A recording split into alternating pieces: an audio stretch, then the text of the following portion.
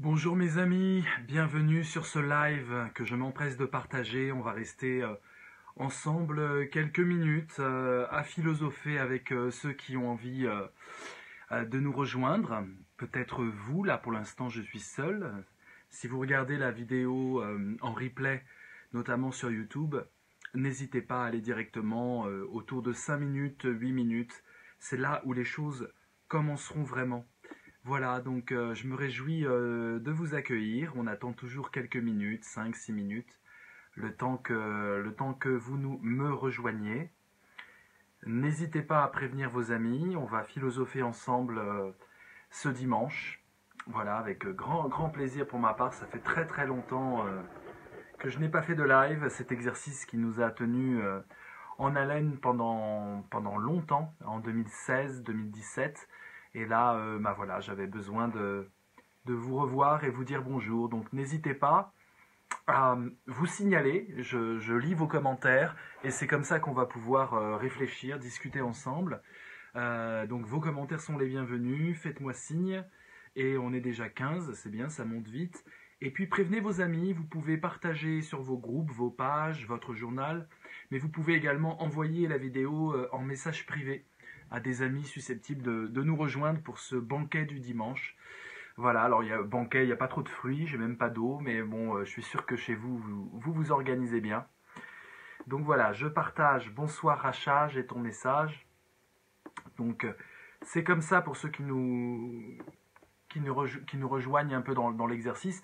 C'est comme ça qu'on fait, vous écrivez des commentaires et je les lis et j'interagis avec vous. Et je prendrai salut Dominique, salut Frédéric, voilà, vous voyez, tout le monde arrive, c'est formidable. Partagez. Voilà, on commence dans quelques minutes, ça ne m'empêche pas de vous saluer.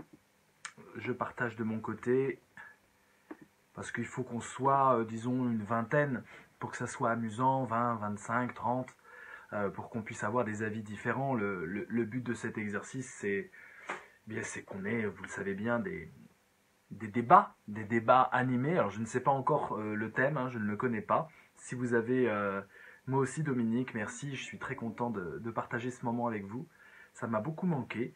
En fait, ce qui explique mon silence, outre, c'est beaucoup beaucoup de choses, mais principalement l'écriture. Hein. C'est le retour ardent à l'écriture, laborieux à l'écriture, compliqué à l'écriture, qui fait que l'énergie que je mets à écrire est une énergie que je n'ai plus après pour les lives. Voilà, on est tous fragiles. J'ai ma fragilité et ma faiblesse. Et elle est là. Elle est que je ne peux pas me démultiplier dans des créations parce que un live comme je m'apprête à le faire avec vous, c'est une œuvre de création, d'improvisation. Je vais rebondir sur ce que vous dites. Et donc c'est une énergie tout à fait particulière de sens, de mots. Et évidemment, quand on est dans l'écriture, ça, on le réserve à la page qu'on a à écrire, à la phrase qu'on a à écrire, parce que l'écriture, vous le savez bien, c'est phrase par phrase. C'est un combat de phrase par phrase. Voilà, donc voilà, je me réjouis là. Alors je vois qu'il y en a plein qui sont là, mais qui n'osent pas dire bonjour. Donc n'hésitez pas à dire bonjour, bonsoir. Racontez-moi d'où vous venez, d'où vous parlez.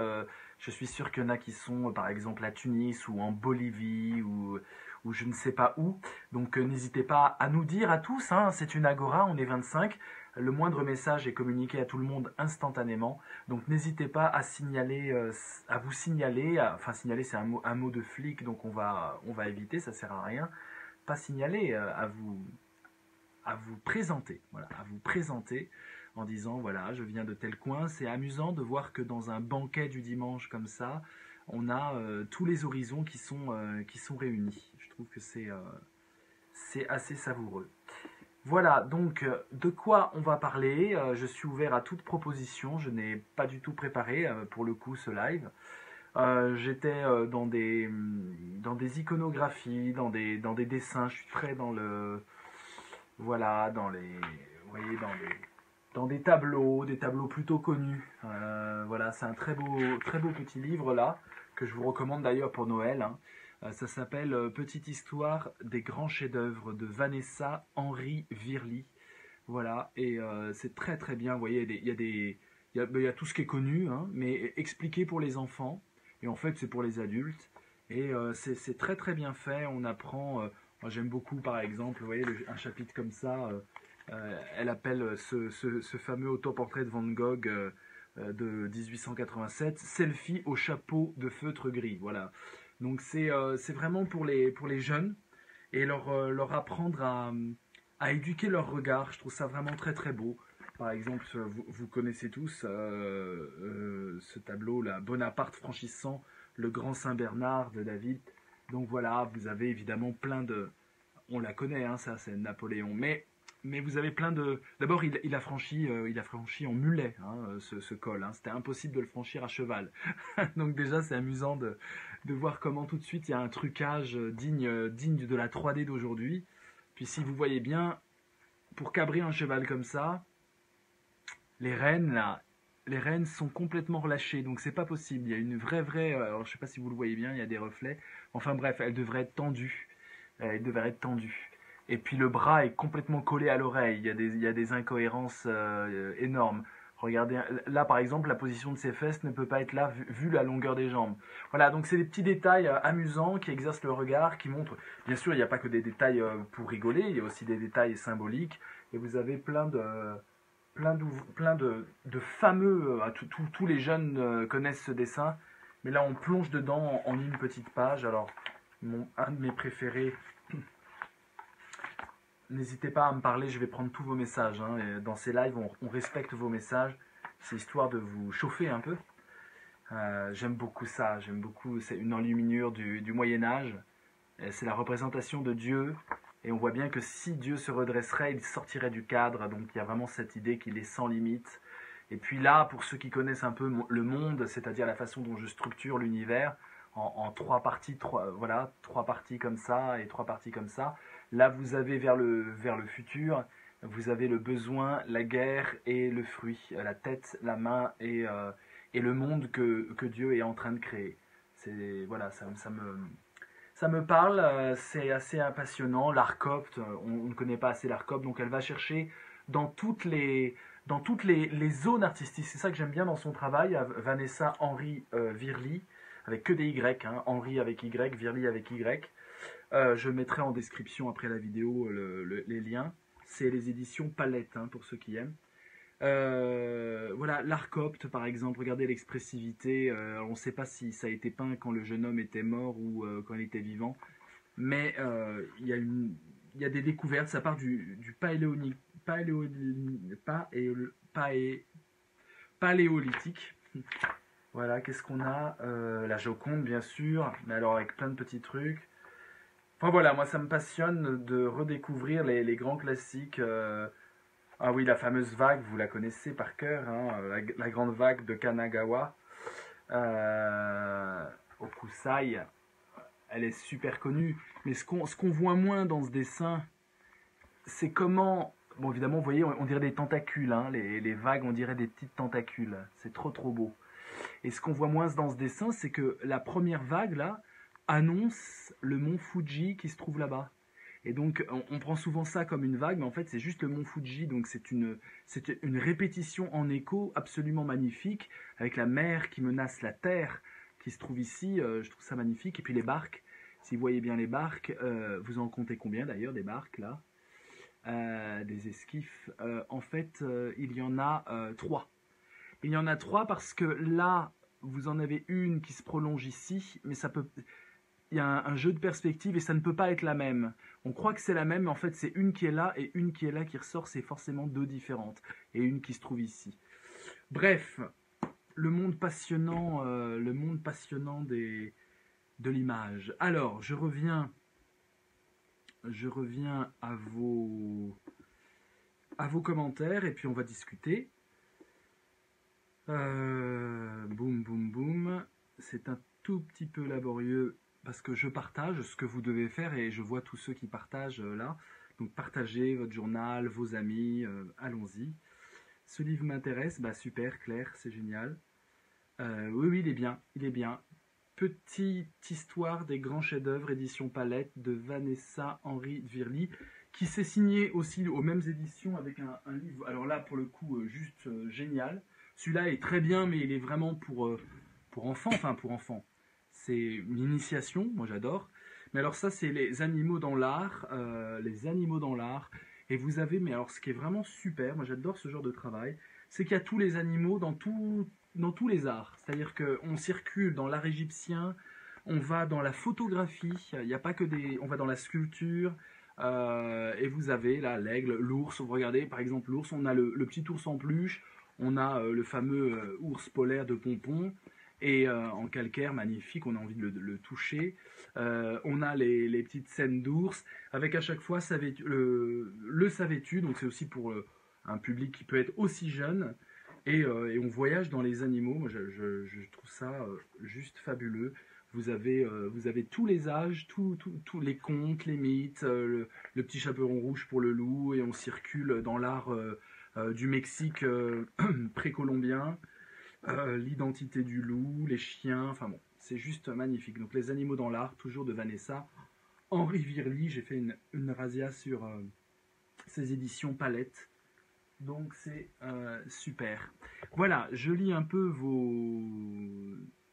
vos commentaires. Oui, je mettrai les références claires, il n'y a pas de problème. Frédéric, mais alors pourquoi t'ennuies-tu dans les musées? Je t'invite à la fondation... Non, je m'ennuie pas dans... Oui, bon. Je t'invite à la fondation L'Héritage de Lausanne. J'emmène régulièrement les enfants pour éveiller leur regard critique. C'est génial. N'hésite pas à commenter, à mettre des liens là-dessus. Fondation de l'Héritage, ouais. Claire, ouais. Cécile, on respecte vos messages qui est le on, ton manager et toi. Je comprends pas ce que tu dis, Cécile. Reformule, j'ai pas compris. On respecte vous, mais non, je n'arrive pas à comprendre. Venezuela, Amalia, bienvenue, bienvenue. Le monde entier est là. Venezuela, ça fait chaud au cœur de savoir qu'on est 30 là, réunis, du Venezuela à Paris en passant par Tunis. La jeune martyre, mon gros coup de cœur, ouais, super. Suisse, Frédéric, t'es en Suisse. Une première pour toi, Mireille, j'espère que ça va te plaire. Là, on va vraiment commencer ensemble. Je crois qu'on est suffisamment nombreux, mais ça ne vous empêche pas de partager, de liker, de commenter abondamment. Voilà, abondamment. Donc là, pour l'instant, j'en suis là dans vos messages. Il y a 6 partages, ce n'est pas suffisant. Donc allez-y, partagez. Et de quoi on parle? De quoi vous voulez parler? Ici, il fait chaud. Oups, excuse-moi Vincent, tu as dit « On lit vos messages pendant les lives. Pourquoi tu sembles seul ?» Pourtant, tu sembles seul. Ah oui, mais parce que je ne suis pas seul.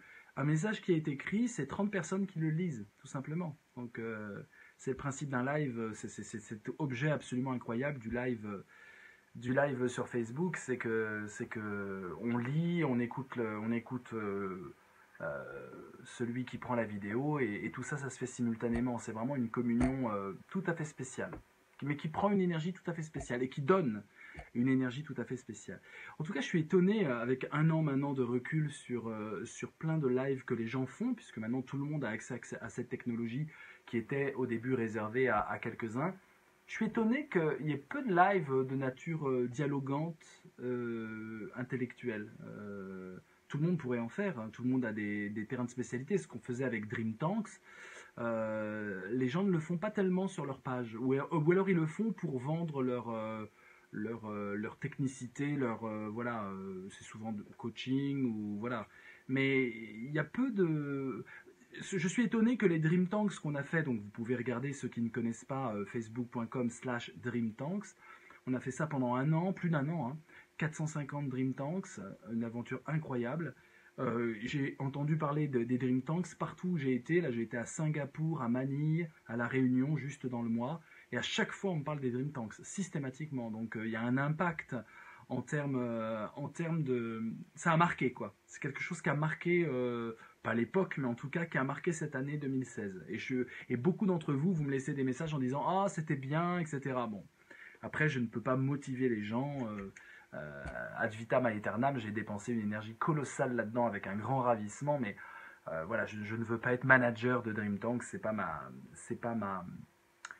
vocation. Et d'ailleurs, ça marche pas. Tout le monde a essayé, et des managers très très doués d'ailleurs, hein. Tout le monde a essayé, personne n'a réussi. Plus on dit aux gens faites des Dream Tanks, moins ils en font. Donc, mais si j'avais à refaire, et je le referais bien sûr, des expériences de ce type, je pense qu'il faut qu'on soit une équipe. Je pense que vraiment qu'il faut qu'on soit une équipe de 6-7 et que régulièrement on fasse des Dream Tanks coordonnés. Ouais, je pense que c'est une aventure que j'ai fait un peu seul. C'est vrai qu'il y a eu beaucoup de gens qui m'ont suivi. Il y en a plein qui sont là d'ailleurs, hein. Claire, Frédéric, etc. Il y en a plein. Mais il faudrait se coordonner. Voilà, il faut qu'il y ait une coordination de groupe. Il faudrait créer un groupe, mais ça c'est mon grand rêve et j'espère bien le réaliser un jour. Un groupe de, un groupe pour refaire le monde. Voilà, un groupe pour refaire le monde et pour insuffler des choses tout à fait spécifiques, coordonnées et à la fois évidemment libres, pas un groupe fermé. Bref, bon, je m'égare. Des nouvelles de Lilou, oui, j'ai toujours des nouvelles de Lilou, c'est une amie, donc tout va bien pour elle, à ma connaissance. Ça manque, c'est... Ouais, Dream Tanks, bah oui, ça manque, mais tout est ouvert, hein, mais c'est... Voilà, c'était un temps, et les Dream Tanks, c'était une très belle chose, philosophie directe, une expérience, j'ai beaucoup appris, et j'ai beaucoup donné. Je n'ai pas écrit de livre, par exemple, pendant cette année, tellement j'étais investi dans les Dream Tanks. Je crois que j'en faisais un tous les jours ou tous les 2 jours. Et puis, ou alors, si je n'en faisais pas, j'incitais tout le monde. Donc, cette énergie colossale, non productive en termes de création, véritablement. Voilà, j'ai besoin d'avancer moi aussi dans mon truc. Et c'est vrai qu'il y a, comme je le disais, je ne pouvais pas être au centre du dispositif en termes d'énergie. Et puis il y a eu des vexations, il y a eu des incompréhensions, voilà. Bon, c'est super intéressant. Enfin, je n'ai pas fini de méditer sur l'expérience et vous aussi, j'en suis sûr. Refaire le monde en mieux. Alors, vous me proposez quoi comme question? Est-ce que vous avez des questions? Est-ce que vous avez des choses qui vous taraudent? C'est l'occasion d'échanger ensemble.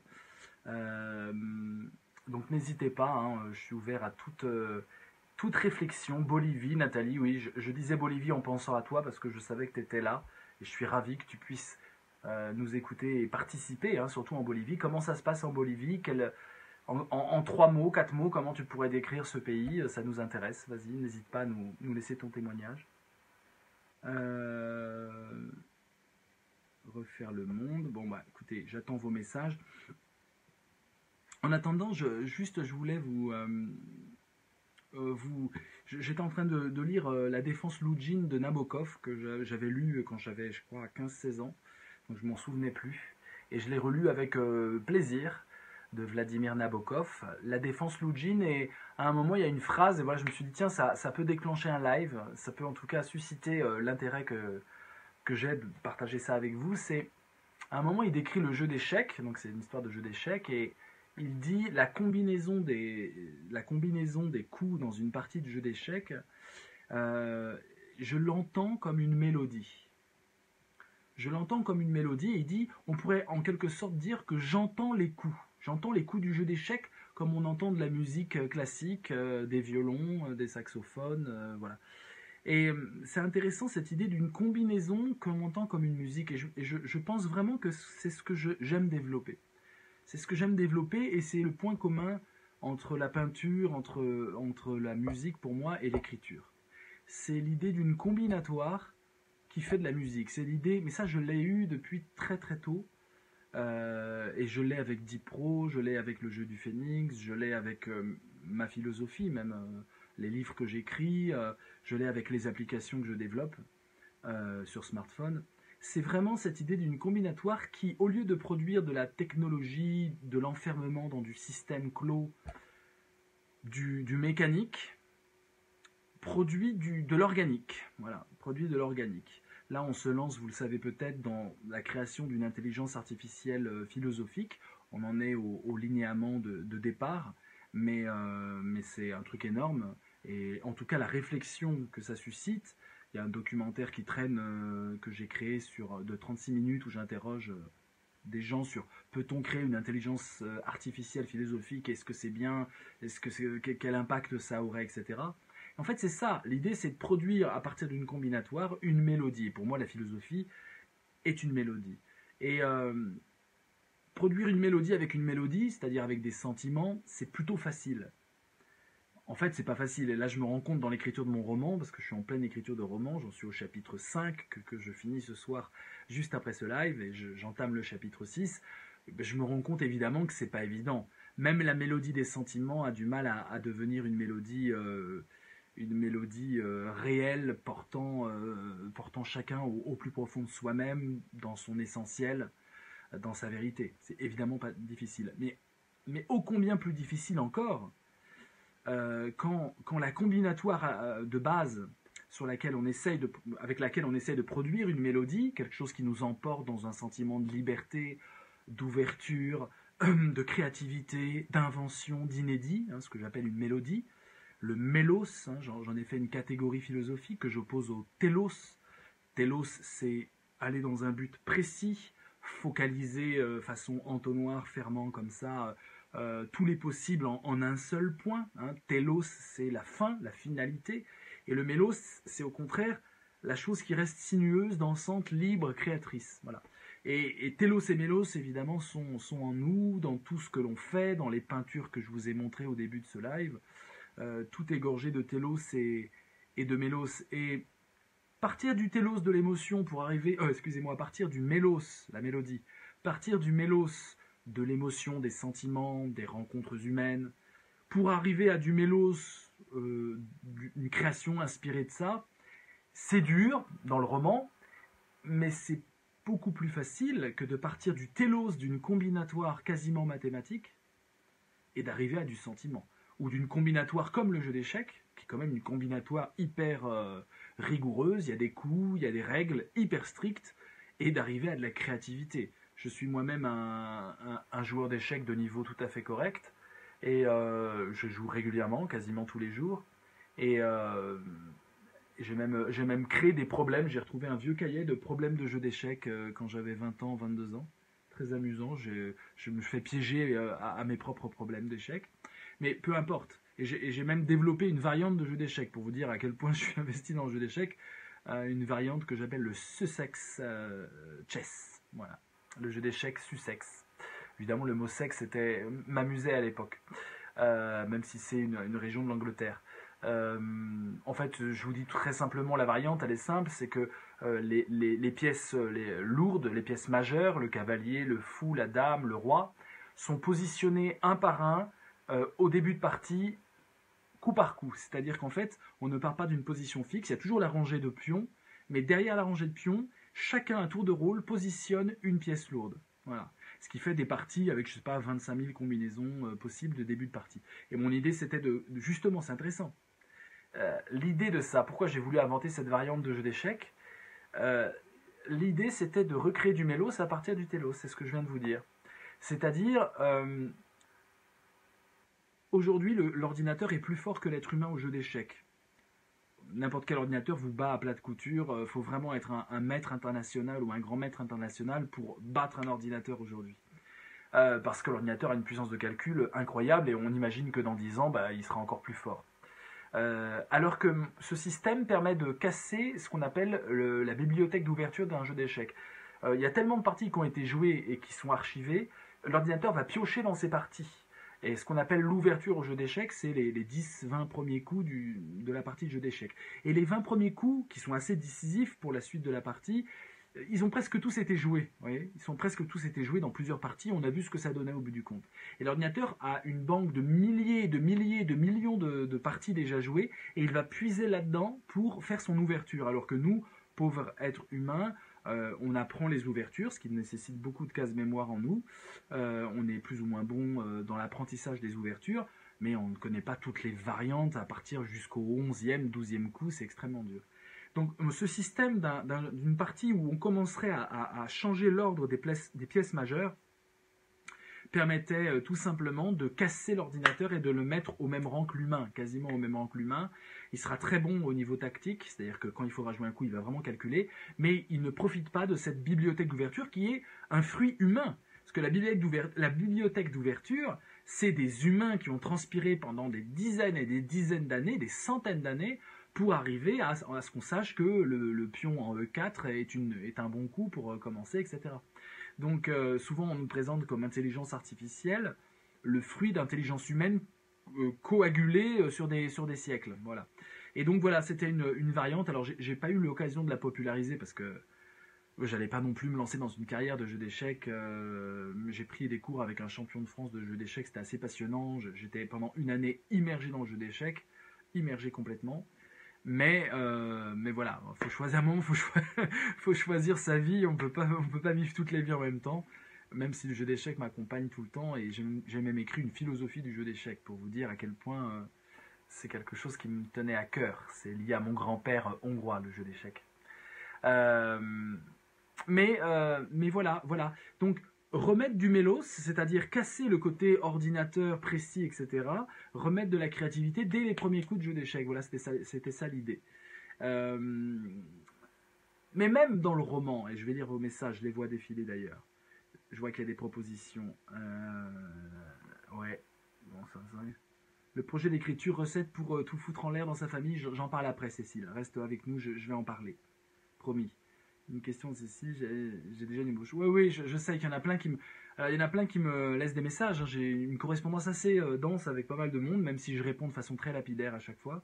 Mais ça m'empêche pas de suivre vos questionnements. Même pour le roman, je vous ai dit, c'est un peu facile, on part du mélos et on va au mélos. Évidemment, c'est beaucoup plus dur que ça, beaucoup plus difficile que ça.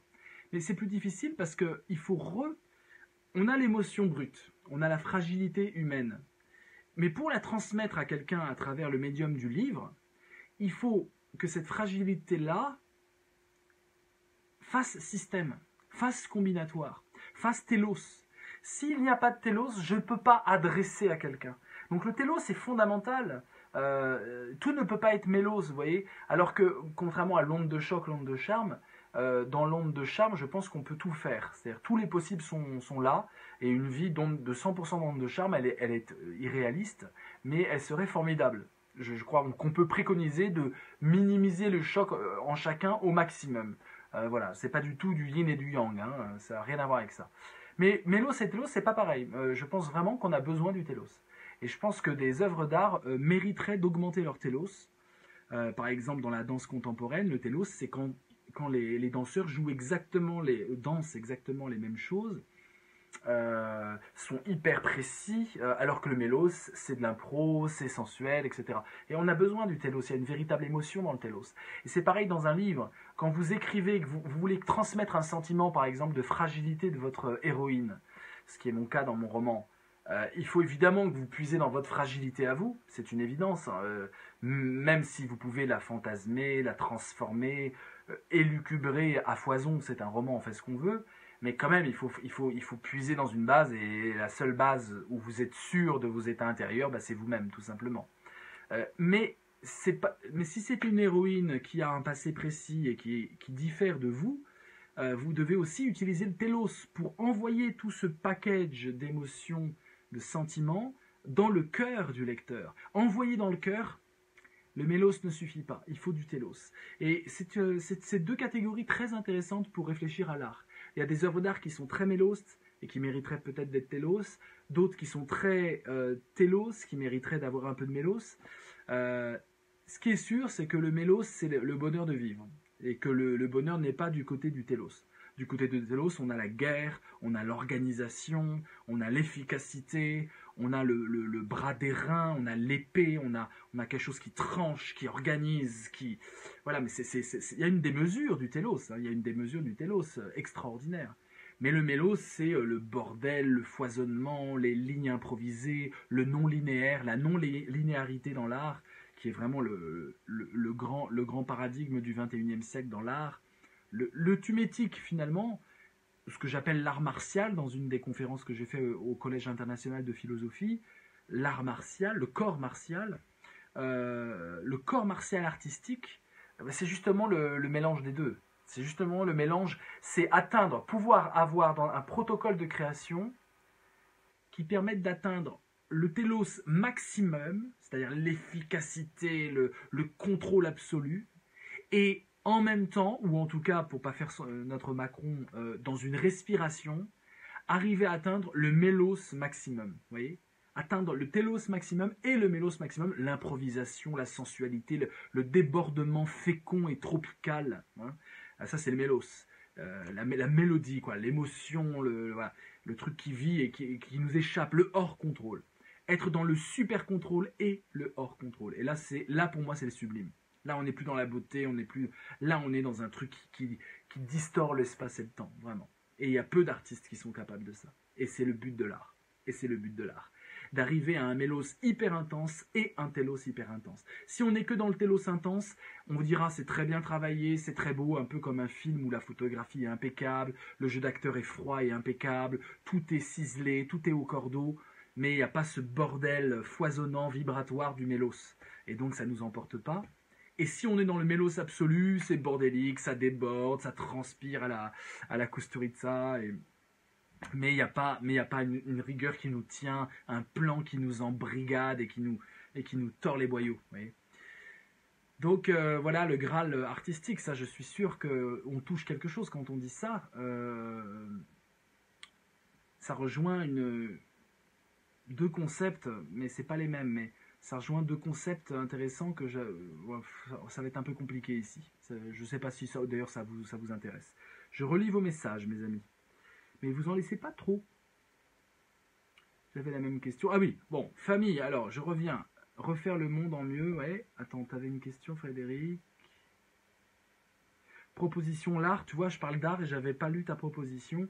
L'art pour sortir du réel, l'art vivant pour reconnecter avec son enfance. Bon, c'est simple, hein, c'est écrire 3 pages par jour, c'est tout. Hein, c'est pas compliqué. Hein, tout le coaching le coaching artistique peut se résumer là. Hein. Vous vous forcez tous les jours à écrire 3 pages par jour. Voilà, c'est tout bête. Ma mère qui fait des ateliers d'écriture redécouvre le plaisir de vivre. Enfin, elle l'a toujours, hein, mais en tout cas a une bouffée d'énergie vivifiante parce que voilà, elle s'astreint à 3 pages par jour. 3 pages par jour. À la main, pas besoin d'écrire sur l'ordinateur. C'est pour vous, c'est pas fait pour être publié, c'est pas fait pour être présenté, c'est pas fait pour être partagé sur Facebook. C'est pour vous. Vous vous mettez avec un calepin, un stylo, à l'ancienne, old school, et vous écrivez 3 pages. 3 pages de calepin, hein, ça peut être un petit calepin, hein, mais 3 pages. Bim, bim. 3 pages par jour, au bout d'une semaine, c'est terminé, quoi. Vous êtes parti, vous êtes reconnecté à l'enfance, aux émotions. Enfin, c'est la plus grande thérapie existante, hein. C'est la plus grande thérapie existante. On peut pas faire mieux. Et tout le monde peut le faire. Des gamins de 15 ans, des grands-mères, tout le monde peut le faire. 3 pages par jour d'écriture. Ça permet de sortir toute l'onde de choc. Ça permet de la déposer quelque part.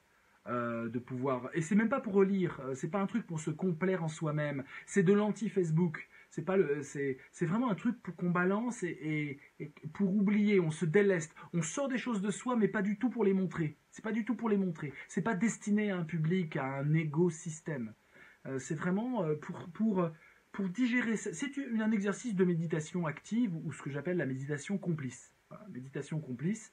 La base de la méditation complice, je pourrais faire un stage un jour si ça vous intéresse. Mon maître de méditation complice est un Vietnamien perdu dans les rizières du Vietnam, et maître Phong. Et lui, il faisait ça. Hein. C'était un poète et il faisait un poème par jour.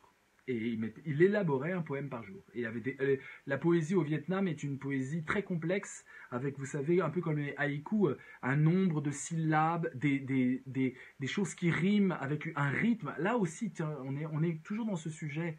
On est dans le sujet d'une combinatoire qui provoque, que l'on entend comme une musique, comme disait Nabokov dans La Défense Loujine. Une combinatoire qui provoque une musique, un truc super précis. Enfin, je veux dire, la versification vietnamienne, c'est un art mais extraordinaire. Je vais vous montrer. J'ai chez moi une poésie écrite justement d'un grand poète vietnamien, gravée dans de la céramique. C'est très beau. C'est-à-dire, le poème, on en fait un truc magnifique. On sert le thé avec son poème. Ça a de la gueule quand même. Et donc voilà. Un poème par jour, c'est-à-dire 3 pages d'écriture, hein, c'est l'équivalent de 3 pages d'écriture. Et surtout ne partagez pas, enfin c'est pas un truc qu'on partage. La beauté de la chose, c'est que c'est un truc pour vous, avec vous-même. Donc on n'est pas sur Facebook. Par contre, au bout de 3 pages d'écriture, vous aurez peut-être envie d'écrire un petit statut Facebook sympa, intéressant, mais voilà. C'est la plus grande école thérapeutique du monde, hein. Vraiment j'insiste, hein, il n'y a pas mieux. Si tout le monde écrivait 3 pages tous les jours sur un calepin avec un stylo, le monde changerait instantanément. Instantanément. Les abrutis gorgés d'orgueil et d'arrogance se seraient calmés, auraient retrouvé peut-être un peu d'humilité. Les managers dépressifs, fatigués, usés par le stress, ou les employés, ils retrouvent leur vision, ils sortent la tête du guidon, ils sont dans une sorte de, voilà, de connexion avec eux, ils ne sont plus hémiplégiques d'une partie d'eux-mêmes qui est la meilleure partie, la partie émotionnelle. Les gamins de 15 ans, 3 pages par jour, ils en sortent des choses, hein. Je veux dire, à 15 ans, d'ailleurs, on le fait spontanément, hein. Le journal intime, c'est autour de 15 ans qu'on l'élabore vraiment de façon intéressante. Donc, c'est la thérapie absolue, c'est tout. Il n'y a pas, voilà, c'est tout simple, ça et ça. Voilà. Alors moi, mes calepins, vous avez vu, je les confectionne, hein. Je mets du scotch pour créer des lignes, parce qu'ils ressemblent un peu comme mes tableaux là derrière, vous voyez. Donc voilà, je prends des magazines, je scotche ça pour donner à la fois un côté brillant par endroit, un côté mat, j'aime bien ce truc. Voilà, et puis je prends des vieilles pubs et j'en fais mon petit calepin. Donc c'est un petit calepin que j'achète n'importe où dans une grande surface, mais que je customise, vous voyez. Ah oui, bah oui, il faut des pages, il faut créer son univers, vous voyez, il faut créer son petit univers sympa. Voilà, vous avez... il y en a même, voilà, il y en a même partout, vous voyez. Donc on crée son petit univers.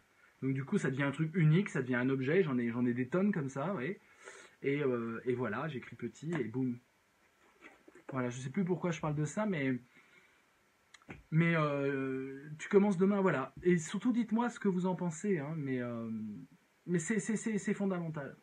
Je ferai un stage peut-être de ça, un stage de méditation complice, parce que c'est l'ouverture de la méditation complice. Parce que ce qu'on nous vend aujourd'hui en méditation, c'est de l'antilittérature, ce qui est pour moi l'opposé de la méditation. La méditation est littéraire ou n'est pas. Toute méditation est littéraire. Même si on médite pour peindre, c'est littéraire dans le sens où toute méditation est la transformation du télos en mélos, de la combinatoire en mélodie. Donc, il ne faut surtout pas faire le vide. C'est un contresens total. Il faut faire le plein. C'est ce que disait Maître Fong. Maître Fong, il dit, quand je fais un poème, je fais le plein. C'est-à-dire, je fais le plein de vie. Voilà, je fais le plein de vie. Je me nourris de vie, pas du tout dans le vide, mais dans une plénitude que je retrouve, et une plénitude créatrice. Et ce qui prouve la plénitude dans la méditation complice, c'est ce qu'on appelle la démiurgie. Je ne vous dis pas le mot en vietnamien, c'est un peu compliqué. Il y a le concept de démiurgie. Démiurge, vous voyez, c'est celui qui crée le monde, hein. Et donc, pour prouver que vous êtes dans la sérénité, la tranquillité, le bonheur, eh ben on regarde vos créations. Et si vous êtes dans la création, on dira oui, tu es effectivement dans le bonheur et la sérénité. Mais si tu crées peanuts, si tu crées nilch, nada, niente, et maintenant tu n'es pas serein. C'est-à-dire que la sérénité a tout d'un coup un indice très précis en termes d'évaluation, c'est qu'est-ce que tu as créé aujourd'hui et quelle est la valeur de ce que tu as créé. Est-ce que ça intensifie et le mélos et le télos. Là, je vous raconte un peu voilà. Donc, ce sport étrange d'une méditation complice, c'est une méditation qui te fait te renouer avec ta partie créatrice démiurgique. Voilà. Alors que ce qu'on nous vend comme méditation, c'est un truc sectaire ou parasectaire, truc de secte scientologique et autres, qui est un truc de gens très généreux et très malheureux. Voilà. Et la plupart des gens aujourd'hui sont très généreux et très malheureux. Et je sais que vous êtes peut-être très généreux et très malheureux, ou en tout cas peut-être pas si heureux que ça.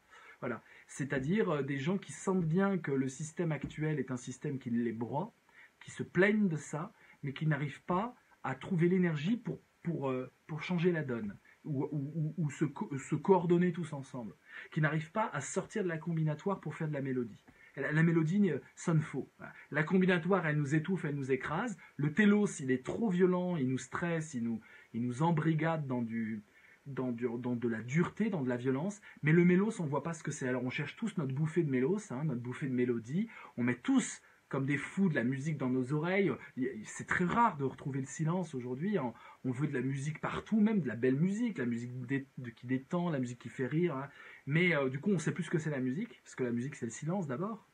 La musique n'est qu'une préparation au silence. Donc, ce qu'on savoure dans la musique, c'est quand le disque s'arrête. Ce que vous aimez dans la musique, c'est quand... ce qui est le plus beau dans la musique, en tout cas à l'orchestre, c'est quand le truc éclate, fortissimo, à la fin, il y a eu un crescendo de 20 minutes, vous êtes en extase, et c'est le silence, quoi. C'est le silence, et là, il y a les frissons, là, vous êtes dans une extase. La musique n'est qu'une préparation pour l'extase. La musique n'est qu'une injection de drogue, mais la drogue elle-même, c'est pas la musique. Le mélos, la drogue, c'est de la drogue, hein, le mélos. On cavale tous derrière le mélos. Le mélos n'est le mélos, la drogue de le mélos, la drogue de la musique, c'est le silence qui la suit. Alors, bonsoir à tous. Voilà, tu commences demain, écrire tous les matins ses rêves pour les laisser partir. Ouais, ça peut partir des rêves ou pas. Je suis pas du tout. Les rêves peuvent être. Les rêves, en fait, c'est le truc le plus facile. Tiens, je dois écrire 3 pages aujourd'hui.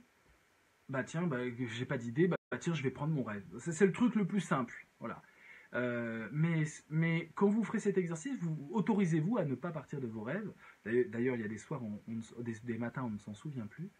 Et là, ça devient intéressant. Ça devient intéressant aussi de partir vraiment, de tiens, qu'est-ce que je vais dire, voilà. C'est souvent des choses connectées au corps et aux émotions. Alors, vous avez la question, je vais répondre. En fait, c'est pas faire partir ses rêves, hein. Je vois qu'il y a un petit débat qui est là, c'est bien. Merci de participer tous, hein. N'hésitez pas, vous pouvez commenter beaucoup plus, hein. Je suis capable de suivre une discussion beaucoup plus dense. Voilà, donc on est 20, 25, 30, donc n'hésitez pas à communiquer entre vous, mais faire partir ses rêves, les écrire, non, moi je dirais c'est les faire rentrer. Les rêves, c'est des moments d'introjection du monde. Voilà, des moments d'introjection du monde.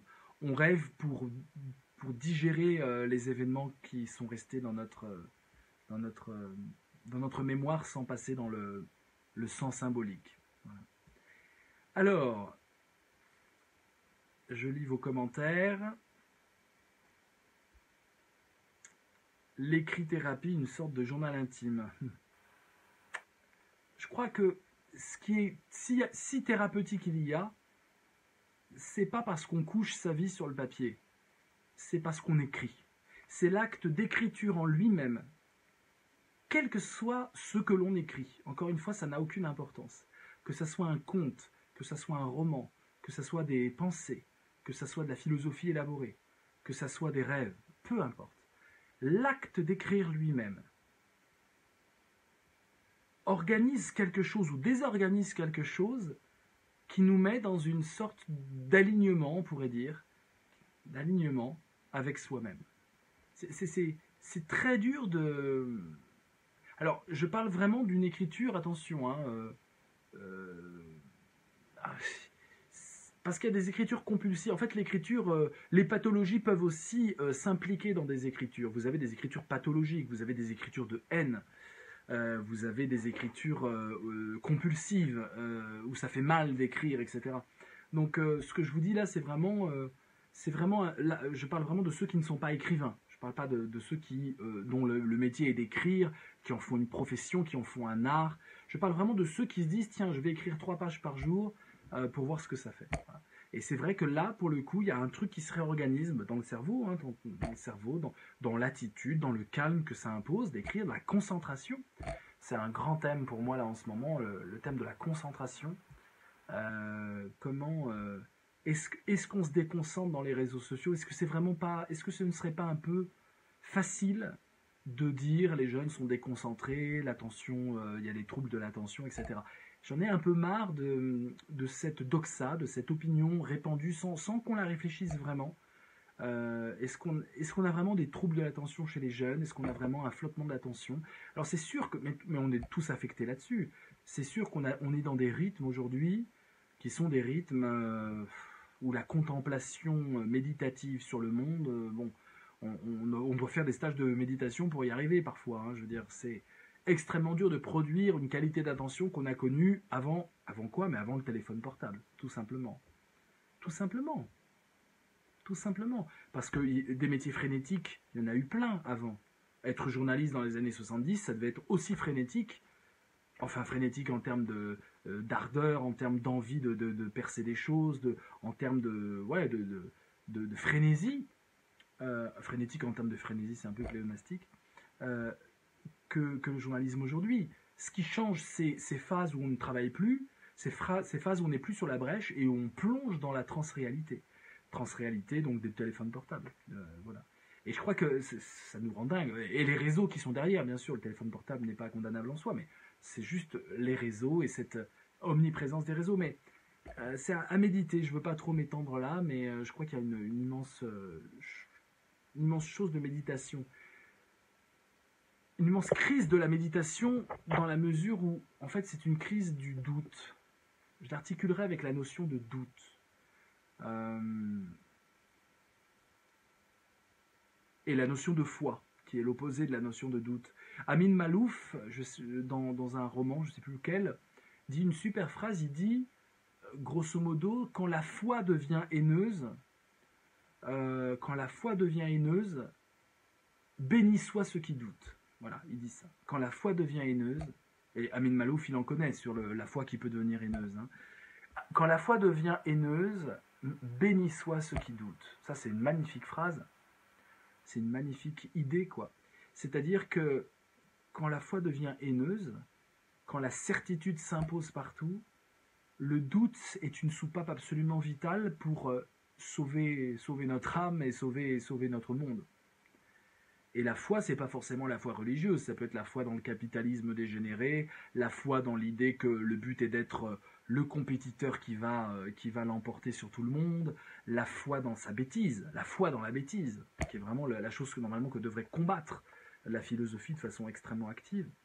Quand la foi devient haineuse, quand tu adhères à une chose sans y avoir réfléchi par toi-même, et que ça te justifie de haïr l'autre, quel que soit ton dogme, ceux qui doutent sont garants de l'avenir de l'humanité. Voilà. Et donc je crois vraiment qu'il y a une réflexion à mener sur la concentration et sur le doute.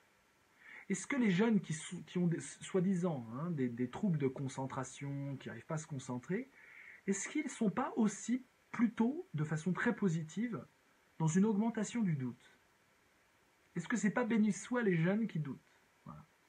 Et j'ai l'impression que c'est un peu ça. Je l'ai pas vraiment, je pourrais pas vous le démontrer ce soir, mais je vous fais part de ma réflexion en cours, et si vous avez d'ailleurs eu un point de vue, écrivez-le s'il vous plaît, entrons dans une discussion.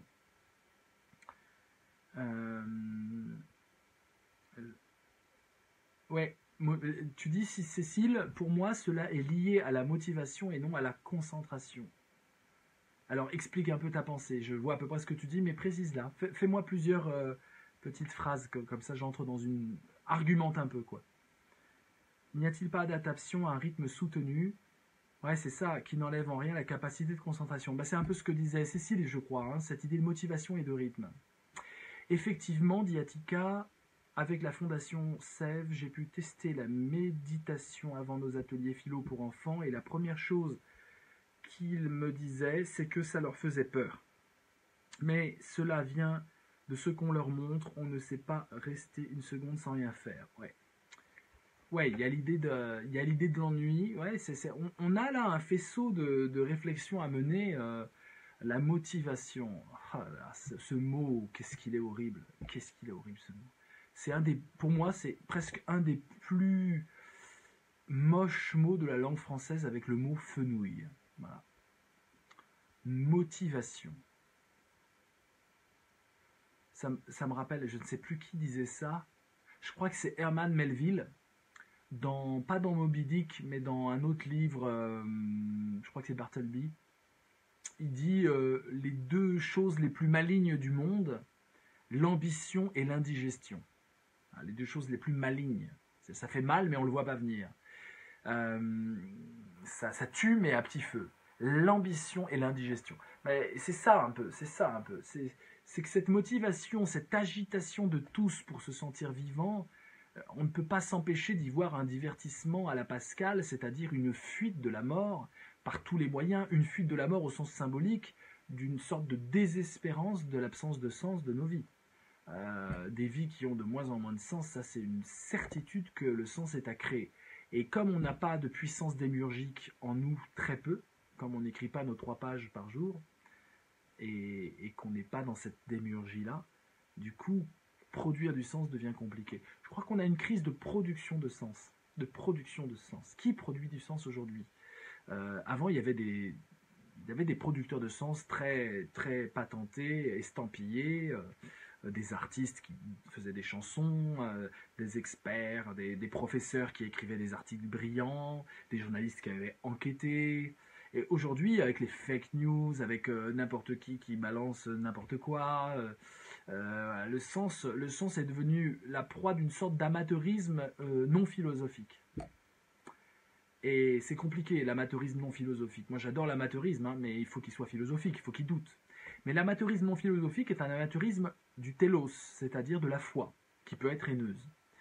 Et l'amateurisme de la foi, c'est terrible. C'est-à-dire que je suis amateur, je ne maîtrise pas, et en plus j'ai des dogmes, et je crée des dogmes, et j'impose mes dogmes. Ce que l'on voit de façon effrénée dans le coaching, entre guillemets, hein, le coaching délirant qu'on a sur Internet, avec les David Laroche, et tous les petits coachs qui pleuvent là, qui naissent comme les champignons. C'est-à-dire des gens qui sont creux, absolument creux, qui n'ont que des conseils de bon sens paysan à donner quand c'est encore du bon sens paysan et pas du New Age délirant, mais qui les disent avec l'idée d'être, ils sont surmotivés, c'est-à-dire qu'ils surjouent la motivation pour nous motiver et pour nous hypnotiser, parce que finalement quelqu'un qui est surmotivé comme ça, il est hypnotique, et donc il y a une sorte de creux vide qui est plus proche de l'indigestion et de l'ambition qu'autre chose, et qui est en surmotivation tout le temps. Et c'est infernal, ça fait mal à la tête. Des fois, je regarde 2-3 vidéos pour voir qu'est-ce que c'est ce bordel, et surtout pour voir pourquoi des amis à moi like ces trucs. En fait, c'est des pubs énormes qui défilent, et voilà, c'est du marketing à ce niveau-là. On n'est plus du tout dans l'ordre du sens, hein, on est dans l'ordre du marketing pur. Mais c'est étonnant de voir ce vide. C'est-à-dire que c'est motivé mais vide. C'est Macron, hein. Macron c'est exactement ça. Avec Macron, on a une sorte de motivationnalisme. La motivation est érigée comme principe, mais de quoi? On se motive pourquoi? Parce que toute conscience est conscience de quelque chose, disait Husserl, la phrase la plus creuse de l'histoire de la philosophie, hein. Toute conscience est conscience de quelque chose. Enfin, bon, il n'y a pas plus con que cette phrase-là, mais bon, il y en a qui en ont fait carrément une montagne de culture sur un siècle qui s'appelle la phénoménologie. On pourrait dire en tout cas que toute motivation devrait être motivation de quelque chose. Mais là, regarde, quand je dis ça, je rigole et je suis sûr que vous pouvez sourire. Une motivation de quoi? Macron, il est motivé pourquoi? Pourquoi Macron est motivé? Il est super motivé, il n'y a pas de problème. Mais de quoi? Il est motivé de quoi? De faire gagner plus d'argent aux riches, de sanctionner les pauvres. Il n'est même pas motivé. Sarkozy était beaucoup plus motivé à cet endroit-là que Macron. Macron est vraiment motivé d'une absence de sens total. D'une absence de sens total. Alors, il y a un sens politique derrière cette absence de sens total.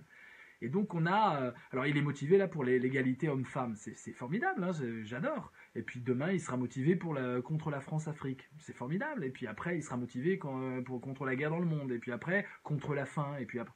Mais ce qu'il nous montre, c'est pas le contenu, je dirais, de sa motivation, puisqu'il n'y a aucune pédagogie dans Macron. Macron ne fait pas de pédagogie réellement.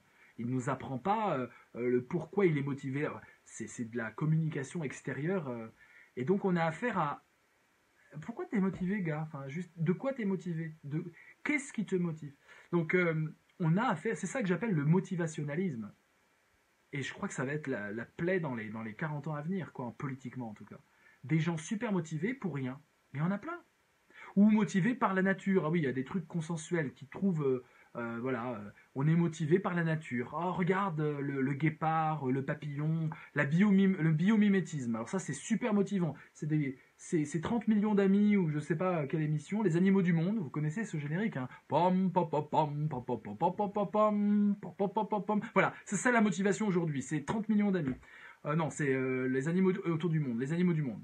Là, alors on regarde la cigale et on est hypnotisé par la cigale. Oh, que c'est beau les pattes. Puis alors elle est de couleur comme l'arbre. Et en fait, c'est un truc. Évidemment, on est motivé pour les animaux. Un gamin de 2 ans est motivé pour les animaux. C'est la motivation consensuelle minimum. Le roi de ça, c'est Idriss Abderkam. C'est le roi. C'est un mec. Je l'ai vu hein, en conférence comment dire, il est motivé par les animaux, alors il nous dit que c'est formidable, que la crevette, je sais pas quoi, elle a des yeux incroyables, enfin, il suffit de lire Wikipédia, hein, c'est juste, c'est une sorte de quid des grands succès animaux, hein, l'animal qui a les yeux les plus incroyables, l'animal qui va le plus vite, l'animal qui a sa masse, etc. Et donc ça permet le jargon pseudo-scientifique. Donc il y a plein de pseudo-scientifiques, il y a des mots incroyables, on est épaté. Ah, je savais pas qu'il y avait 3 millions de machins, 2 millions de machins, 5 palettes de machins. Donc il y a tout un truc, genre on parle des animaux comme une bécane, quoi, comme un moteur. Et après on dit, bah regardez, le moteur il s'est inspiré de l'animal. Et là on fait, waouh le magicien, waouh, on est motivé pour l'animal. Vive le poisson-chat, vive la crevette, je sais pas quoi, voilà. Et c'est délirant. En fait, quand on prend un peu de recul, c'est hypnotisant, c'est un truc de marketing. Hein, moi je l'appelais marchand de tapis, il m'a dit alors le marchand de tapis, t'es fier de lui? J'ai pas applaudi à deux mains, mais c'est un truc de marchand de c'est de l'épate et derrière il y a quoi enfin, en termes à part dire il faut faire attention à la nature, il faut recycler les déchets, on va où les gars quoi? C'est ça le sens de la vie, recycler nos déchets? Moi, je veux bien hein. Je veux bien. Donc avec des formules à l'emporte-pièce, voilà, un jus d'orange, une orange soit ça se plante, soit ça se presse. Pour parler des êtres humains. Donc soit l'apprentissage et la connaissance. Donc soit ça se presse, hein, on stresse tout le monde et l'orange elle meurt et on peut pas avoir une deuxième orange qui pousse. Soit ça se plante. Choisis ton camp, camarade. Voilà, ça, au mot près, il est capable de nous sortir ça sur 10 vidéos. Il y a 10 vidéos, la même blague au même moment. C'est ça le motivationnalisme. Je crois vraiment que il faut analyser Idriss Abderkam pour comprendre ce que c'est le motivationnalisme. Je crois vraiment que c'est intéressant. Parce qu'en plus, toutes ces vidéos, par Transparency Agency, donc allez voir, c'est fabuleux. C'est la répétition au mot près, à la blague près. On se demande qui écrit ce truc-là, quoi. C'est hallucinant. On a les mêmes blagues, mais en plus j'avais regardé la vidéo sur le thème et je le vois en conf et il sort les mêmes blagues au même moment, exactement. Enfin un truc qui tourne totalement en boucle. Mais au bout du compte, il y a quoi? Il y a un hymne à Bill Gates, un hymne à Steve Jobs, un hymne à Elon Musk, un hymne à tous les capitalistes les plus, je dirais, violents et plébiscités par Macron, enfin juste par le monde du capital, dans tout son motivationnalisme fou et absurde. Et c'est ça le modèle. Le modèle de l'entreprise, ça va être Steve Jobs ou Elon Musk. C'est ça le modèle de l'entreprise de demain. J'en doute fort. Enfin, en tout cas, ça fait pas rêver, quoi. Ça fait pas rêver. Mais il y a la crevette. Mais il y a le mec qui a taillé un diamant de 1000 façons et qui a passé toute sa vie à tailler un diamant. Ça coûte rien de se l'approprier en disant, regardez, c'est formidable, il aime ce qu'il fait, donc il est bon. Voilà.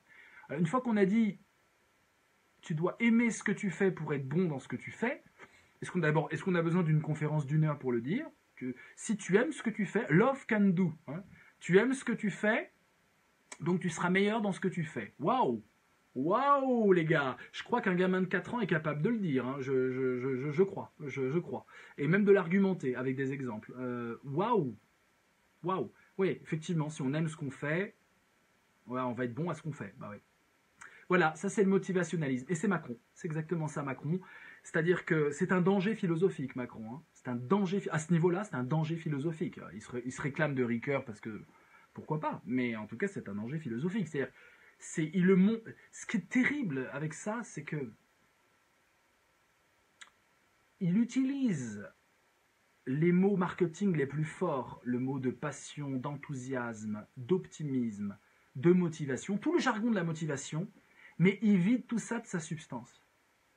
Et donc c'est du management politique. Je motive mon équipe, mais je ne sais même plus le sens du pourquoi, du comment. Et c'est dans ce creux managérial-là, sans rien, à part des valeurs vides qui tournent en boucle, que les gens se perdent. Et c'est pour ça que ça fait toute une armée de gens généreux et malheureux. Toute une armée de gens qui ont un cœur grand comme ça, mais ils ne savent pas comment faire. Parce qu'à se motiver en regardant des crevettes ou en disant oui, j'y crois, je peux changer de vie, oui, si je fais. C'est pas une vie, c'est pas une vie, c'est l'opposé de la philosophie. Réellement, c'est un crime philosophique. C'est un crime philosophique. C'est-à-dire que le but du jeu n'est pas de motiver les gens à vide. Motiver les gens à vide, c'est très dangereux. C'est très dangereux. Et je vais aller même plus loin. Je vais aller même plus loin.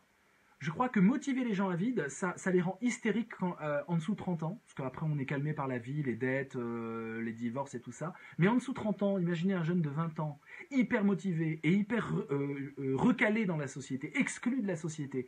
Il est bourré d'optimisme, de motivation, etc. Mais il ne sait pas, on le refuse sur le marché du travail, on le refuse partout. Il a les boules d'être motivé, il est surmotivé, c'est un héros, il est bardé d'armes, il est prêt à conquérir le monde. Et on dit, on veut pas de toi, mon gars. Mais on devient fou. Et je pense que l'embrigadement Daesh a complètement surfé sur cette vague-là du motivationnalisme. Ça a surfé sur le motivationnalisme. Mon jeune, t'es motivé, t'es surmotivé, on te donne la cause d'un islam réinventé et sectaire, on te donne la cause de tuer les mécréants, on te donne la cause de venir, de brûler ton passeport, de renier la France. Et évidemment, comme t'es surmotivé, t'as besoin d'une super cause. Et c'est pas Macron qui donne la super cause. Et c'est pas Abderkam et ses crevettes qui donnent la super cause. Donc la super cause, d'ailleurs, c'est à nous de nous la donner, vous le savez bien. C'est le principe de la philosophie. C'est-à-dire que avant d'être motivé, trouve ta cause. Avant d'être motivé, avant de te lancer dans la bataille en disant « Youhou, je suis prêt à tout », trouve d'abord quel va être le sens de ta vie. Trouve d'abord quel va être le sens. On est motivé pour un sens. On est motivé à transformer la combinatoire du sens en mélodie. On est motivé on est motivé, c'est le télos la motivation, mais parce qu'il y a un mélos. On est motivé parce qu'il y a un mélos, quelque chose qui nous ouvre les portes de la fécondité créatrice, de l'intelligence, de l'esprit, de la critique, du dialogue, de l'ouverture, de l'hospitalité de l'autre, de l'accueil de l'autre, etc. Donc, d'abord le sens, ensuite la motivation. Et on peut être motivé pour avoir le sens. Ça s'appelle la philosophie. Être motivé pour avoir le sens. Donc, je suis motivé pour avoir le sens, donc je suis philosophe. Une fois que j'ai le sens, je suis motivé de porter ce sens dans des œuvres, dans des paroles, dans ce que je peux donner aux autres. Vivre, c'est donner, disait Gabriel Marcel, philosophe que j'aime beaucoup, d'inspiration chrétienne. Vivre, c'est donner. Voilà, vivre, c'est donner, évidemment. Mais on peut pas donner du vide. Vivre, c'est donner du sens. Sensé. Vivre, c'est sensé, je dirais. Vivre, c'est censé, S-E-N-S-E-R. Et si vivre, c'est censé, S-E-N-S-E-R, vivre, c'est censé, S-E-N-S-E, évidemment. Voilà. Macron suit les vagues du moment, comme l'égalité homme-femme. Ouais, les vagues du moment, balance ton porc. Donc, effectivement, t'as raison. Ils n'ont rien de spontané et rien de créatif, donc vite, c'est clair. Macron est tête de con. Bon, ça n'engage que toi, Titi pur son. Jocelyn Revel. La motivation en tant que j'optimisme de la société est néfaste, mais elle devient intéressante quand elle se traduit un fait concret, en fait concret. Très bien, donne-nous des exemples, Jocelyn, de faits concrets. Retrouvons le sens qui nous porte. Merci Alfredo, tu viens de résumer tout ce que je dis là. Ouais, retrouvons le sens qui nous porte, ou créons le sens. Hein. Sensé, le verbe sensé, c'est créer du sens, c'est même pas retrouver du sens. Parce qu'il y a toujours l'idée d'une origine qui peut être dangereuse. Retrouver, moi je me méfie du retrouver. Mais en tout cas, c'est créer du sens, évidemment. Quand j'ai besoin de couper les réseaux sociaux pour être productif, dit Cécile, je me rends compte que c'est pas parce que je suis en train de faire quelque chose qui ne m'excite pas, je me force, je me flagelle. Ah, c'est intéressant. Alors que quand je vais bien et je fais des choses que j'aime, les réseaux sociaux me permettent d'être d'autant plus créatif car je partage, j'utilise le regard de l'autre comme enjeu constructif. Le lien est une intelligence qui deviendra un enjeu sociétal, selon moi, merci Cécile, versus l'intelligence de l'accumulation de connaissances. Magnifique. Attika, je change le mot motivation en mot plaisir et sens quand je coach les enfants, car la première vient des deux autres. Donc la motivation vient du plaisir et du sens. Bah, c'est parfait. Donc là, on parle un langage que je comprends tout à fait. Effectivement, avec un... Voilà. Et vous laissez d'autres... Mais tous entrepreneurs, slogan dangereux. Ouais, très dangereux. Très dangereux. Moi qui suis entrepreneur un tout petit peu, mais un tout petit peu, vraiment, je me contente de faire des applications smartphone, voilà, avec ma collaboratrice et amie Ha, vietnamienne, que vous connaissez tous. Ben c'est l'horreur, c'est juste l'horreur. Je vous dis, je vais pas conseiller ça à tout le monde. Enfin, c'est l'horreur, c'est passionnant, c'est une aventure excitante, on côtoie le monde, mais c'est vraiment dur, quoi. Quand on n'a pas de fond, quand on n'a pas papa, quand on n'a pas, c'est extrêmement dur. Je veux dire, je gagne suffisamment ma vie dans les conférences, mais tout passe dans l'entreprise. Hein, je veux dire, donc du coup, voilà, je suis dans un petit 45 mètres carrés. Enfin, je vais pas me plaindre. Hein, il y a vraiment plus à plaindre que moi. Mais ce que je veux dire, c'est que c'est une énergie et des finances à volo qui partent dans l'aventure entrepreneuriale. Donc, franchement, entreprise pour tous, non. Il y en a qui sont pas faits pour ça, et puis il y en a qui n'ont pas du tout les moyens, qui se vautrent, et ça fait très mal. Ce qui est intéressant dans le entreprise pour tous, c'est de voir ceux qui se plantent. Qu'est-ce qu'ils deviennent? Qu'est-ce qu'ils deviennent? Ce qui est intéressant dans tout, c'est de voir ceux qui se plantent. Dans l'école, dans l'éducation nationale, ce qui est intéressant, c'est de voir ceux qui se plantent. Dans la télé-réalité, ce qui est intéressant, c'est de voir ceux qui se plantent. Voilà, c'est ça qui est intéressant, c'est ça qui en dit long. Et dans la vie, la société, c'est intéressant de voir ceux qui crèvent de faim, ceux qui sont dans la misère, quel est leur parcours. C'est ça qui est instructif. C'est pas le grand ponte de multinationales. Ça, c'est pas tellement intéressant. C'est toujours la même histoire, quasiment toujours la même histoire. Mais ce qui est intéressant, c'est celui qui se retrouve clochardisé à 35 ans, alors qu'il avait tout fait pour réussir. On appelle ça le talent curse en anglais. Ils ont remarqué qu'il y a des jeunes qui ont tout pour réussir et c'est ceux-là qui sont fragiles et qui vont se planter. Donc le talent est un envoûtement, est une malédiction. Talent curse, c'est la malédiction du talent. Il y a des études très sérieuses au Canada, aux États-Unis sur le talent curse. Qu'est-ce qui fait que ceux qui vont se cramer dans le boulot, c'est ceux qui ont les dispositions d'être un jeune leader brillant, complètement suradapté au système capitaliste. Et ben c'est eux qui vont se planter. Alors que les gens un peu plus médiocres, eux, ils vont réussir. On peut parler après de médiocratie, comme Alain Deneau. Hein. Voilà, on peut parler de médiocratie. Effectivement, c'est pas une époque pour le talent, contrairement à ce qu'on dit, mais c'est une époque pour la motivation à vide. Et je crois qu'il y a une méditation à faire sur et la motivation à vide va avec la méditation à vide. Ça, c'est important de comprendre ça.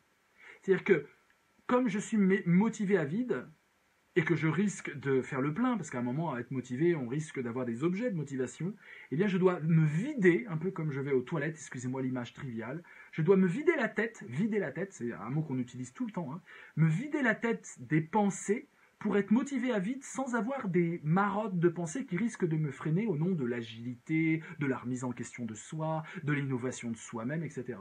Et donc la méditation à vide vient avec la motivation à vide. C'est pareil. La méditation, c'est la phase où je dors et je récupère mes forces, et la motivation, c'est la phase active où je sors et je crée du réseau. Voilà. Donc, au bout du compte, ça donne des vies comme des coquilles de noix, des vies complètement vides, des vies complètement à la fois douloureuses d'être indolore, des vies dont on se demande quel est le sens, quelle est la mélodie. Hein. On parlait de mélodie au début. Des vies sans mélodie, c'est pas des vies. Des vies sans danse, disait Nietzsche, ce n'est pas des vies. Parce que il y a des motivations barges, dont le contenu est barge. Mais parce qu'elles sont pleines de quelque chose, elles produisent du sens.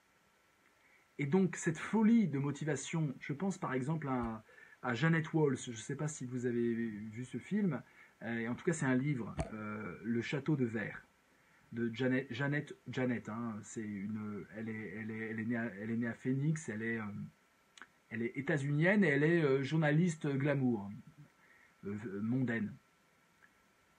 Et Janet Walls, dans Le Château de Verre, elle raconte sa vie. C'est une autobiographie, elle a des parents complètement barges.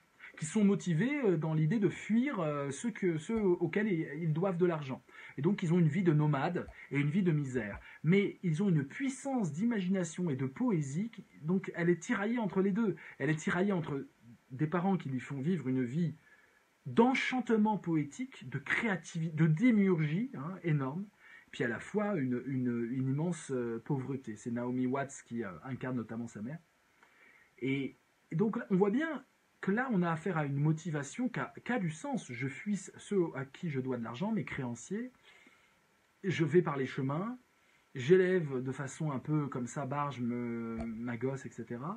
Mais il y a du sens dans ça, il y a du sens. Donc c'est mieux ça, je pense, en termes de de messages à donner à la jeunesse notamment, qu'une vie de motivation avide. Parce qu'une vie de motivation avide, elle a beau être motivée, elle est vide. Elle est vide. On cavale vers le vide. Donc c'est le gouffre, c'est une vie de gouffre. Et je vois de plus en plus de personnes qui sont dans des gouffres. Et pas que des gouffres financiers, des gouffres de sens. Des gouffres de sens. C'est terrible. Voilà mes amis, on est allé bien loin je trouve, on est commencé par nos petits dessins, c'était très amusant, et puis on est allé dans une réflexion existentielle, 1h10 déjà, je n'ai pas vu le temps passer, vous non plus peut-être, je lis vos derniers messages et puis je vous dis au revoir. Alors les derniers messages, Macron présente l'entrepreneuriat comme un jeu facile, dit Dadou, bah oui, bien sûr. Et pourquoi c'est double effet qui se coule. D'abord parce que ça permet de dire si tu foires ta vie, c'est que tu n'as pas voulu entreprendre.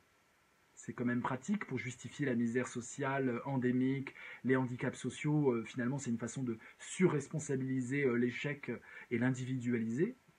En disant c'est pas notre faute, nous on t'a motivé, alors tu peux rien nous refuser. Nous on était motivants, on sait pas de quoi, mais on était super motivants. Et c'est la clé, la motivation c'est la clé. On a trouvé vraiment la clé là, je pense. Motivation avide. Et puis la deuxième chose, c'est qu'évidemment, ça permet d'adouber les entrepreneurs, tous les entrepreneurs. Dès que c'est lié à l'entreprise, c'est sacré. Ça fait de l'entreprise une vache sacrée. Parce que si le but c'est tous entrepreneurs, alors on ne peut plus rien dire de l'entreprise et de ses travers humains désastreux et de son management complètement violent parfois. Tout n'est pas noir dans l'entreprise, mais tout n'est pas rose. Et loin de là, sans parler des impacts climatiques, sociaux, etc. Donc voilà, le vivre l'entreprise est très très très très pratique pour asseoir le capitalisme dans les cœurs et pas simplement dans le portefeuille. Yacine, les gens se complaisent dans le sens ou le non-sens de leur vie, les autres deviennent les philosophes. Se complaire dans le sens de sa vie, c'est pas se complaire, c'est se plaire. Voilà, je dirais, si tu me permets d'ajouter un petit mot, Yacine, à ce que tu dis, qui est joli. Je pense que les gens se complaisent dans le non-sens. En fait, ils ne se complaisent pas, ils implosent, mais ils implosent avec lenteur. Dans un monde de rapidité et de vitesse, l'implosion des gens dans les gouffres est une implosion lente. Et c'est pour ça qu'elle est apparemment indolore. Alors il y a des petits maux de dos qui s'installent, des petites dépressions qui s'installent, mais on ne voit pas venir. Les gens sont en pleine implosion lente, dans une vie surbookée, surmenée, survitaminée. Voilà ce que je rajouterais. Je vois que on a fait 1h15 là ensemble. Le replay, il est à votre disposition. Vous pouvez le partager sur les réseaux sociaux. Si ça vous a plu, vous savez ce que c'est. Après, on oublie, on perd. Donc, archivez la vidéo, notre live. Mettez-la dans vos favoris. Partagez-la à vos amis. Faites buzzer. Et puis, je la mettrai aussi sur YouTube, sur ma chaîne YouTube, donc Vincent Cespedes Vidéo. Et je vous remercie de m'avoir permis à la fois de vider mon sens et de vider mon sac et de remplir mon sac de sens, et puis de dialoguer avec vous. C'était un grand bonheur. On en refera bientôt. Je ne peux pas me passer de cet exercice savoureux de la philosophie directe. N'hésitez pas à suivre ma page officielle Facebook. Vous mettez le pouce là, vous appuyez sur le pouce et vous vous abonnez. Il y a 2 choses à faire. Comme ça, vous ne loupez rien. Et je vous dis à très bientôt sur Facebook ou ailleurs dans le monde. Soyez motivés, mais surtout soyez dans le sens. Et la motivation, vous savez, elle viendra toute seule. Il ne faut pas s'embêter. S'il y a du sens, il y aura de la motivation, mais de la vraie. Celle qui nous enracine dans le monde, celle qui nous projette dans l'avenir avec du baume au cœur et celle qui fait qu'on a envie de partager avec les autres autre chose que des statuts, des photos ou des posts ineptes pour se sentir vivre. À bientôt les amis.